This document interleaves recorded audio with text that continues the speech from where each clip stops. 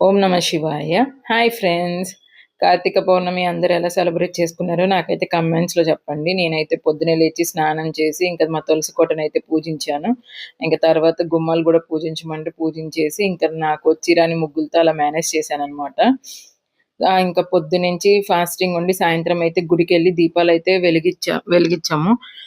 మనకి తెలియక సంవత్సరం పొడుగుతున్న తెలిసి కానీ, తెలియక గాని చేసే పాపాలే ఎక్కువ ఉంటాయి. కాబట్టి మనం వెళ్లి ఆ ఈశ్వరుడి ముందు 65 ఒత్తులు వేసి ఎలిగించి, స్వామి ఈ సంవత్సరం పొడుగుతున్న మేమేమేం పాపాలు చేశామో తెలిసి గాని, తెలియక గాని ఏదైనా పాపాలు చేస్తే మమ్మల్ని క్షమించు అని చెప్పేసి మనం వేడుకుంటాం కదా! అలాగే నేను గూడా వెళ్లి సాయంత్రం పూట అలా 365 రోజు ఒత్తులు వెలిగించాననమాట. అసలు కార్తీక పౌర్ణమి రోజు శివుడిని ఎందుకు ధ్యానించాలి అంటే, ఆ రోజు త్రిపురాంతకులు అనే ముగ్గురు రాక్షసుల్ని శివ పరమాత్ముడు సంహరించారనమాట.